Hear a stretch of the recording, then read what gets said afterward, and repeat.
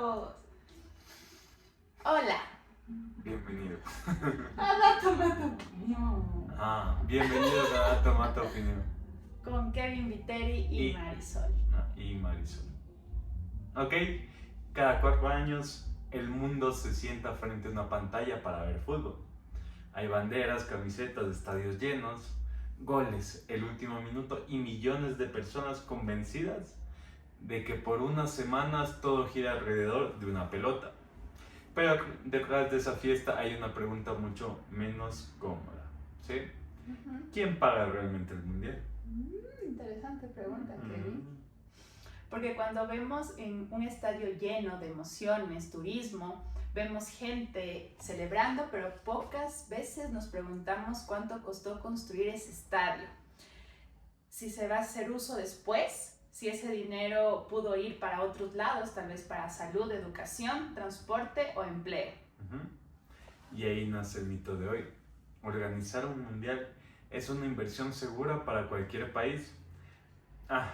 Suena lógico, llegan turistas, se llenan los hoteles, se mueve el comercio, hay empleo, se construye infraestructura y el país aparece en todos los medios del mundo.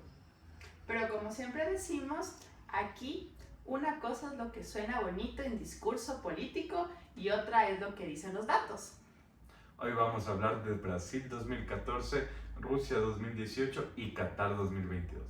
3 mundiales y 3 economías distintas, 3 formas de entender una misma pregunta. ¿Un mundial realmente mejora la economía de un país o solo le pone luces, cámara y música a problemas que ya existían? Entonces vamos a hablar sobre este tema. Hoy el tema mezcla fútbol, economía, política pública, turismo, deuda e infraestructura. Básicamente todo lo que hace que un gobierno sonríe en televisión y que un ministerio de finanzas empieza a sudar frío. Ok, entonces yo te hago la siguiente pregunta. ¿Vale la pena para un país organizar un mundial? Yo creo que depende del país, depende de la situación económica del país, la situación social, o sea, yo creo que hay muchos factores que influyen para determinar si un país es óptimo para un mundial. Sí, yo creo que depende mucho de esa economía, pero bueno, comparémosla con estos 3 casos, Brasil, Rusia y Qatar. Pero no debe ser la fantasía deportiva, o sea, solo hablar de que sí, llena de emoción. Yo ahorita por Ecuador, Pacho, hincapié con esas nalguitas. No, pero... Con esas nalguitas, ¿qué tiene que ver? ¿No? El talento no está ahí. ¿Quién sabe? Ahí viene la fuerza, aprieta la nalga como Iván Foro. Ok, sino desde indicadores económicos, crecimiento del PIB, empleo, inversión, deuda pública y legal. Y también vamos a llevarlo a una reflexión para Ecuador. No porque Ecuador vaya a organizar un mundial inmediatamente, no que mañana va a ser el futuro mundial ecuatoriano, sino tranquilos, o sea, todavía no llegamos a ese nivel de delirio presupuestario, sino porque en estos casos ayuda mucho a pensar cómo se deben tomar las decisiones, los planes, los eventos grandes de infraestructura y la apuesta del país. Empecemos con el mito. Cuando un país quiere organizar un mundial, que al final del día es un proyecto, normalmente se usan los mismos argumentos. El primero, ¿va a llegar más turismo? Sí, obviamente va a llegar más turismo. Y es lo que te decía hace un rato, no pensamos tal vez a largo plazo. 2, ¿se va a generar empleo? Obviamente se va a generar por la infraestructura que van a tener que elaborar, sí, levantar. la atención, todo lo que conlleva grandes volúmenes de turistas dentro de una persona. 3, se va a construir infraestructura. 4, va a mejorar la imagen internacional. 5, el país va a atraer inversión. Y visto así parece una decisión obvia, o sea, es como que, de ley. Casi como decir, gastemos miles de millones porque seguro algo bueno pasa. Realmente como que, sí hay que analizarlo bien. El problema es que muchas veces se confunde movimiento económico con desarrollo económico. Durante un mundial, claro que hay movimiento. Hay hoteles llenos, restaurantes con más clientes, transporte, ventas de entradas, consumo informal, publicidad, televisión. Pero eso no significa necesariamente que el país se vuelva más competitivo. Que mejore la vida de la gente después del evento, creo que es lo primordial dentro de esto. Exacto, es un mundial. A ver, un mundial puede generar un pico, que es una anomalía al final del día, es ese dato atípico, ese es outlier que realmente en los datos no es común. Pero sí hay que tomarles atención. Sí, es un punto, un pico de actividad económica, digámoslo así. Pero la pregunta es si ese pico se sostiene. Porque, a ver, si tú gastas, digamos, miles de millones para tener esta infraestructura para un mundial, ¿cuánto te cuesta posterior el mantenimiento? ¿Y qué vas a hacer con eso? Esas son las preguntas que nos debemos plantear, ¿sí? Tienes esa actividad durante un mes, pero luego te quedas con una deuda, estadios vacíos, la infraestructura mal integrada, el supuesto negocio empieza a verse menos brillante. Y aquí hay una pregunta muy importante dentro de esta conversación. Cuando hablamos de un mundial, ¿deberíamos medir el éxito por lo que pasa durante el torneo o por lo que queda después? Y eso es buena pregunta. A ver, depende. Porque si me dices, Ecuador campeón del mundo, obvio, exitazo, ese día es vacación. No, pero, o sea, ya un poquito más Pero tienes un punto, porque dentro del mundial también tendríamos que analizar, bueno, no está aquí, pero ¿quién gana más? ¿El anfitrión, organizador del mundial o el equipo o el país que queda campeón? Porque ese es otro más. Porque también hay un país que queda su nombre en alto durante un largo tiempo que también escucha y también entendería que hay premios económicos, ¿no? Sí, o sea, sí, pero tampoco es que ves a comparativa, ¿no? Pero es que tú no invertiste, como, o sea, invertiste para llegar al mundial porque tuviste que pasar por partidos, irte a otros países, o sea, la selección, todo lo que inviertes en los deportistas. Pero el anfitrión del mundial invierte millones de millones. ¿Y cuánto retorna después de eso? En cambio, quedar campeón mundial versus lo que el uno invirtió versus lo que el otro invirtió, ya pues el bueno, ahí sí, es más caro. Si hacemos la relación costo-beneficio, tal vez por ahí sea. Pero para mí, justo esa pregunta es la clave. El evento dura un mes.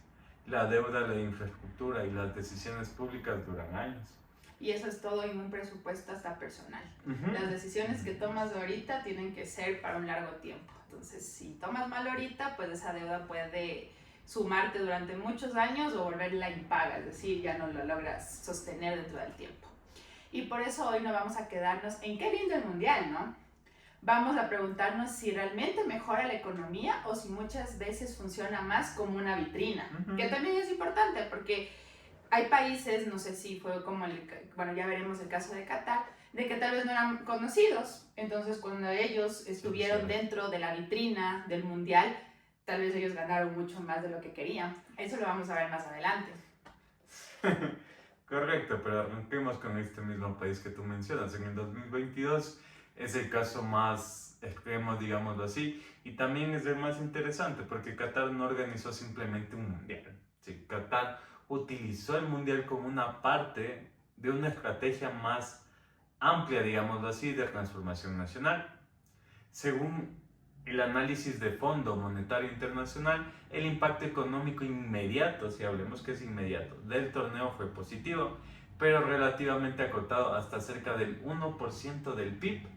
Es decir, a ver, sí hubo un efecto, pero no fue una explosión mágica de riqueza, como que, boom, ¿no? Es que de lo que tú dices, pues, y el documento lo expresa, no es que Qatar tenía como proyecto principal el mundial, fue un puente el tema del mundial para ellos poder desarrollarse como país en diferentes ámbitos, ¿no? Y eso es importante porque muchas veces la gente podría pensar que Qatar gastó muchísimo, entonces seguro recuperó muchísimo, que es lo que todos tenemos de ese pensamiento, pero no necesariamente funciona así este tipo de eventos. Claro, o sea, Qatar invirtió cifras enormes en infraestructura durante años, pero no todo es gasto, o sea, fue únicamente para el mundial. Había una visión más amplia, es entender un poquito ese contexto, incluso para el comercio internacional, ya sé quién eres, por así decirlo. Y se visualiza también en el transporte, en aeropuertos, hoteles, metro, carreteras, desarrollo urbano y diversificación económica. Qatar quería usar el mundial, como tú bien lo dijiste, como esa vitrina global para mostrar que no quería depender solamente del petróleo y gas. Y eso es muy importante porque ahí también decía que ellos querían una diversificación económica, es decir, ya está bien, dependemos de esto, pero podemos ir más allá, porque si dependemos de una sola cosa, si eso fracasa, fracasamos todos, pero si diversificamos nuestras opciones, tenemos más alternativas de si una fracasa, pues nos cogemos de la siguiente alternativa. Entonces me pareció que la visión de Qatar estuvo buena, pero también vamos al otro lado, ¿no? Que Qatar también tuvo muchos problemas con base al tema de derechos humanos y laborales dentro de la construcción de su infraestructura para el mundial, ¿no? De que hubo bastante tema informal de personas que fallecieron dentro de este proceso y que no les reconocieron el tema de las horas laborales como debían hacerse. Entonces también fue un tema controversial dentro de todo lo bonito que estamos diciendo que fue una proyección a largo plazo. También tuvo sus malos casos o sus malos problemas dentro de toda esta construcción. Y eso que ahorita hablando de ellos, pero tú no sabes qué pasó en mundiales anteriores o en construcciones de infraestructura. Podemos decir que Qatar fue el que más fuerte por el tema cultural y político que ellos ya atravesaban, porque tampoco fue fácil, supongo, para las personas que fueron a adaptarse a una cultura cerrada que ellos también tenían, y más para el tema de mujeres, ¿no? O sea, aterricémosle un poquito en números, ¿no? Démonos cuenta que Qatar, o sea, que para el mundo fueron estadios, pero para Qatar fue ese tema, esa visión estratégica. Y aquí viene algo clave: Qatar recibió alrededor de 1 millón de visitantes durante el torneo. Además, parte de estos visitantes se alojó en países vecinos, especialmente en Emiratos Árabes Unidos, y viajaba a Qatar para los partidos. Eso significa que el impacto económico no se quedó solo en Qatar, también hubo efectos regionales. Es decir, el mundial activó el turismo, vuelos, hoteles y consumo no solo en el país anfitrión, sino también alrededor. Sí, pero, y ahí siempre hay que tener cuidado. Si el impacto inmediato fue de hasta el 1% del PIB, entonces el verdadero argumento a favor de Qatar es: ganó muchísimo dinero en un mes. El argumento más fuerte es otro realmente. Qatar usó el mundial para acelerar la infraestructura y posicionamiento internacional dentro de una estrategia de largo plazo. Entonces, ese hito clave lo usó, digámoslo así, como motor o como gasolina, un combustible súper fuerte para su estrategia a largo plazo. Y ahí parece una pregunta clave en este tema de Qatar. ¿Qatar fue exitoso porque organizó un mundial o porque ya tenía una estrategia nacional donde el mundial encajaba? Yo diría que la segunda. O sea, el mundial por sí solo no transforma una economía, porque es un periodo de tiempo de un mes. Lo que puede transformar una economía es tener un plan y usar el evento como acelerador, justo te digo, ese combustible tal vez de cohete en ese instante. Claro, y eso aplica en todo, o sea, como que ya tienes un evento plus dentro de que todas las personas van a estar viéndolo. Entonces, ¿qué aprovechas tú como decíamos, destacar? Eso, mira, esa misma palabra está adivinando. No, destacar, o sea, destacar, me refiero a destacar, perdón, a veces me olvidan las palabras. Sí, sí. Entonces, como que eso era como que sí, ya, bien, chévere, vamos a hacer el mundial. Pero ahora, ¿cómo hacemos para aprovechar algo tan importante donde millones de personas nos van a ver? No solo al partido, sino que van a transmitir. Ahorita, como las redes sociales son una fuente de información para muchas personas. Entonces, imagínate, influencers, personas común y corrientes que no necesitan ser influencers, pero quieran grabarse dentro de un tema turístico. Es decir, que cómo, mira, visita este lugar. Entonces, ¿cómo podemos destacar dentro de un proceso y cómo aprovechamos al 100% un evento tan grande como este? Entonces yo creo que Qatar sí fue muy inteligente en pensar cómo un evento a gran impacto va a poder afectar y ayudarnos a sobresalir, a diferencia de lo que somos ahorita. Nadie nos conoce, tal vez la gente no los tiene en su plano, pero como un mundial va a hacer que nos tengan en la mente y que luego de ese mundial pues sigamos en la mente de las personas. Se puede activar el comercio, el tema internacional. O sea, que vean quiénes somos. Entonces, Qatar es un caso difícil de replicar, diría yo. No todos los países tienen esa capacidad financiera para también decir, voy a lanzarme con toda esta inversión para futuro, porque fueron millones. Una inversión no solo en estadios, sino como bien lo dice, aeropuertos, transporte, todo. Carreteras. Ajá, exacto. Qatar puede gastar a una escala que para otros países sería directamente inviable. Entonces, si alguien dice, hagamos lo que hizo Qatar, La respuesta sería primero, oye, revisemos si tenemos los recursos de Qatar, la estructura económica de Qatar y la planificación que tiene Qatar. Porque copiar solo el estadio sin copiar la estrategia es una receta para irnos al diablo, la verdad. Al desastre. Uh-huh. Ahora pasemos a otro mundial que fue Brasil 2014. Y este caso es muy distinto. Brasil es un país con una cultura futbolera enorme. Ahí se vive y ahí respiran el fútbol en su sangre. Mentira. Si había un país donde el mundial parecía tener sentido emocional, era Brasil. Totalmente, Brasil y fútbol suenan como una combinación natural. Pero una cosa es el amor por el fútbol y otra es la economía pública. Brasil invirtió aproximadamente 15.000 millones de dólares en el mundial, incluyendo estadios, movilidad urbana, transportes, servicios y adecuaciones, porque cumplir estándares internacionales no es fácil. No es nada fácil. Pero el evento también generó protestas. Muchas personas cuestionaron que se gastara tanto dinero en estadios mientras existían necesidades sociales muy fuertes, porque Brasil a la final tienen las favelas, donde son personas de bajos recursos y no tienen acceso a la educación. Bueno, y realmente eso es clave, porque el problema no es solo cuánto se gasta, sino qué percibe la ciudadanía. Yo como ciudadano, ¿cómo me estoy beneficiando? O sea, nos dicen en el discurso, no hay, es que queremos más educación, es que no hay presupuesto, es que queremos mejor salud, es que no hay presupuesto, y luego, llega un mundial y deciden invertir millones y uno dice, ¿y de dónde son esos millones? Si dijeron que no hay nada. Si la gente siente que hay hospitales deficientes, educación con problemas, transporte insuficiente y desigualdad, entonces un estadio nuevo puede verse menos como orgullo nacional y más como un símbolo de desconexión política. Y en otras palabras, el mundial no inventó las tensiones de Brasil, pero sí las hizo más visibles. Exacto. Y desde los indicadores económicos, realmente el caso de Brasil tampoco muestra una historia de éxito clara. Después del mundial, Brasil enfrentó una caída importante en su economía. Aumentó el desempleo y el crecimiento de la deuda pública. Ahora, hay que ser responsables. No podemos decir que el mundial causó todos esos problemas a Brasil, ¿sí? Ya tenían un contexto macroeconómico complejo ellos.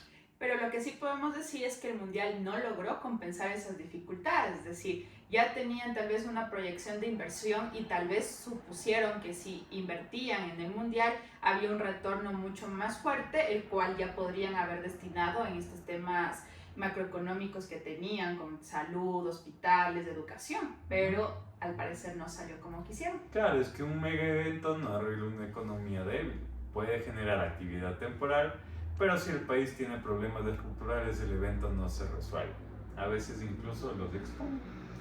Y aquí va una pregunta para debate.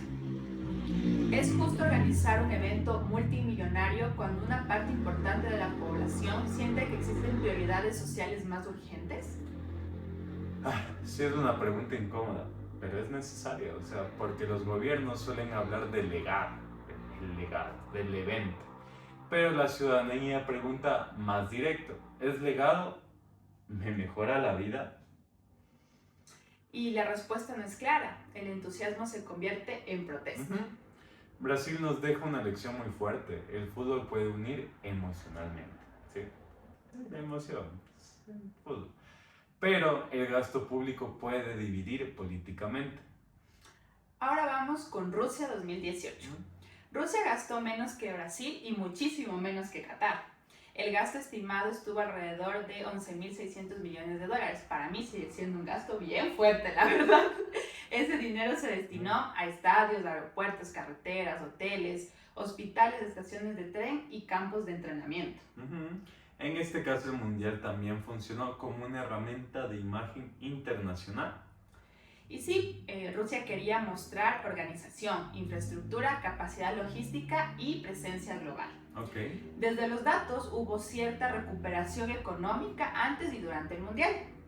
El PIB creció en el periodo previo al evento y el desempleo venía bajando hasta antes de la pandemia. Pues recuerden que hubo este tema de la pandemia, recuerdo que creo que fue el mundial posterior, creo que este fue el mundial posterior a la pandemia. Sí. 2018, no, fue antes de la pandemia, fue el último antes de iniciar ya el tema de pandemia. El que bueno fue, creo que fue Brasil, del 2022. Desde los datos hubo cierta recuperación económica antes y durante el Mundial. El PIB creció, parece que sí, pero el desempleo ya venía bajando. Aquí pasa algo importante. No hay evidencia clara de que el Mundial haya transformado la economía rusa de manera profunda o sostenible. Ah, o sea, hubo un movimiento, hubo inversión, hubo imagen, pero no necesariamente un cambio cultural. Exacto. Y algo interesante es que Rusia mantuvo una deuda pública relativamente baja y estable, en comparación con Brasil. El Mundial no pareció generar una presión fiscal fuerte. Ah, ok. Entonces podemos decir que Rusia tuvo un mundial económicamente más ordenado. Sí, pero con cuidado.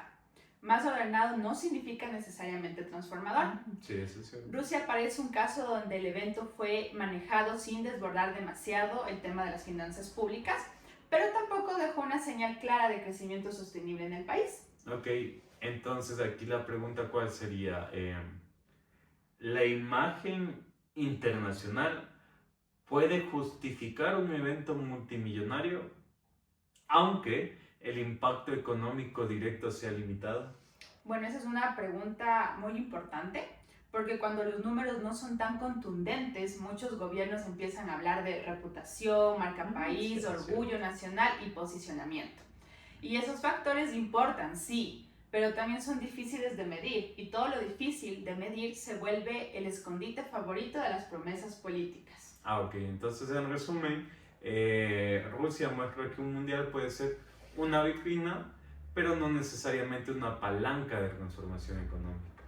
Sí, podemos decir que los tres casos vemos algo muy claro, no todos los mundiales funcionan igual. Ok, totalmente, son países diferentes. A ver, Brasil, Rusia y Qatar muestran estas tres historias distintas. A ver, Brasil tenía una economía grande, desigual y con tensiones sociales. Entonces el mundial generó inversión y movimiento, pero no evitó una crisis posterior, ni dejó un impacto económico que se sostenga. O sea, es decir, no se veía una sostenibilidad y realmente eso es complicado. Entonces Rusia, ¿qué tuvo? Tuvo este evento que fue controlado fiscalmente, con impacto moderado y una apuesta fuerte ¿a qué? A una imagen internacional. Y ahora vamos con Qatar. Qatar fue el caso más ambicioso y al ser ambicioso es el más costoso, pero también fue el que más conectó al mundial con una estrategia nacional en infraestructura, turismo y diversificación. Entonces el mundial no es una fórmula mágica como todos piensan, es más bien un amplificador. Exacto, y esa es la frase es clave. Un mundial amplifica lo que ya tienes, lo que ya existe. A ver, si hay estrategia, puedes lograr tus objetivos. Si hay mala planificación, puede dejar deuda. O sea, un proyecto tal cual. Si hay desigualdad, puede generar este malestar. Si hay infraestructura sin uso posterior, puede dejar elefantes blancos, es decir, esas deudas que tal vez luego no se ven, esas promesas ahí que toca pagar. Si hay visión de largo plazo, puede servir como vitrina. Y eso desmonta el mito inicial. Organizar un mundial no es automáticamente un buen negocio. Depende del país, del contexto, de la planificación y qué se va a hacer después de que termine este evento. Sí, porque un mundial dura un mes. ¿Sí? Pero la pregunta real es que cuando se apagan las luces, se van los turistas y los estadios se quedan en silencio. ¿Sí? ¿Qué pasa? Ahí depende mucho cómo fue la planificación y la estrategia que utilizamos para que el mundial sea el camino para objetivos a largo plazo. Y aquí va la pregunta central del episodio. ¿El éxito de un mundial debe medirse por el ingreso turístico inmediato o por la utilidad que deja la infraestructura 10 años después? Para mí, de nuevo, la segunda. Porque si solo medimos el mes del torneo, estamos viendo la espuma, no el fondo. Ahora llevemos esto a Ecuador. Ecuador no está discutiendo organizar un mundial ahorita, eso lo sabemos todos, pero sí puede aprender mucho de estos casos, no solo como un mundial, sino tal vez para otro tipo de eventos. Bueno, digámoslo así, la lección para Ecuador no es hagamos un mundial, ¿sí? La lección es: no se debe invertir en grandes eventos o infraestructura sin usar una estrategia clara de uso posterior. ¿Y eso qué aplica? Aplica para los estadios, centros de convenciones, aeropuertos, parques, ferias, eventos deportivos, festivales culturales o congresos internacionales. Porque un evento puede ser una oportunidad si conecta con el turismo, el empleo local, la movilidad, la seguridad, el comercio, marca país y participación privada. Pero si se organiza solo para la foto, se vuelve un gasto. Y un gasto con discurso bonito sigue siendo un gasto. A ver, Ecuador podría pensar más realista el turismo deportivo, eventos regionales, competencias internacionales pequeñas, congresos académicos, que me encantaría esta parte, ferias de innovación, encuentros culturales, eventos gastronómicos, festivales de ciudad. A ver. Pero todo debería partir de preguntas concretas. Y esto es para todos los proyectos. A ver. ¿Quién se beneficia? ¿Qué infraestructura queda? ¿Cómo se mide el retorno? ¿Sí? ¿Qué métricas, qué KPIs ocupamos? ¿Qué negocios locales participan? ¿Qué pasa después de este evento? ¿Sí? ¿Cómo se evita que el proyecto se convierta en un gasto muerto? Y también viene una pregunta aquí ciudadana. ¿Estamos dispuestos a exigir datos antes de emocionarnos con grandes anuncios? Y a ver, esa es la esencia de este podcast, porque los anuncios grandes emocionan. A ver, todos estamos emocionados. Bueno, yo creería, bajo mi pensar, que la mayoría estamos emocionados porque vamos con una buena selección, porque por ahí están sacando las nalgas y la cara por el país. No, pero realmente emociona mucho, pero a ver, hay que aterrizarlo, y hay que aterrizarlo en datos. Y si algo nos enseña Brasil, Rusia y Qatar, ¿sí? Es que no basta con organizar un evento gigante, hay que saber para qué se lo organiza. Y volvamos al mito inicial. ¿Organizar un mundial es una inversión segura para cualquier país? Bueno, después de los casos que hemos revisado, la respuesta es no necesariamente. Ya sabemos que cada país tiene sus realidades. Sí, el dato mata la opinión de hoy. ¿Sí? A ver, un mundial puede generar turismo, puede generar empleo temporal, inversión e imagen internacional, que esa es la que más me interesa, pero no garantiza el crecimiento económico sostenible. Sí, ese es un poquito el problema. A ver, Brasil nos indica que este mega evento puede chocar con problemas sociales y fiscales. Rusia muestra que existe estabilidad, sí, puede existir, sin transformación que profunda. Y Qatar muestra que el impacto puede ser mayor cuando el evento forma parte de una estrategia nacional a largo plazo. Entonces el problema no es organizar grandes eventos, el problema es creer que un gran evento reemplaza una estrategia de desarrollo de un país. Un mundial puede llenar estadios, hoteles y titulares, sí, pero solo una planificación, y una planificación seria puede convertir ese movimiento en empleo, infraestructura útil, turismo sostenible y crecimiento real. Quizás la gran lección para Ecuador no es soñar cómo organizar el evento más grande del mundo, sino aprender a organizar los mejores eventos que son reales de esta realidad. Porque un país no se transforma por recibir turistas durante un mes. A ver, se transforma cuando saben qué hacer antes, durante y después que estos turistas se van. Y ahí queda la pregunta para ustedes. ¿Los países organizan mundiales para crecer económicamente o para demostrarle al mundo que pueden hacerlo? Interesante. Bueno, por favor, respóndanos ahí en el chat. Muéstranos qué opinan sobre este mundial, a quién le va. Yo sé que somos ecuatorianos, pero sé que muchos apoyan a Ecuador, otros países que están aquí falsificándose como ecuatorianos. Ecuador, Pacho, tú sabes la que hay que hacer. No, pero realmente aprovecho este espacio. No sé si nos vean o nos lleguen a ver, pero muchas gracias por crecer estas ilusiones que, a ver, emocionalmente es bonito, ¿sí?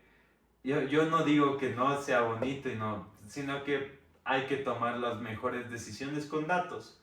Denlo todo, chicos, vamos a estar todos los ecuatorianos apoyándoles agradeciendo su esfuerzo, su participación y cómo están dejando en alto al país. Sí, eso también nos ayuda a posicionarnos, eso nos da una vitrina al mundo y pues genera comercio. No es solo es del fútbol, no es solo tocar el balón. Muchas gracias. Espero que se suscriban, sí, un corazoncito. Chau, chau.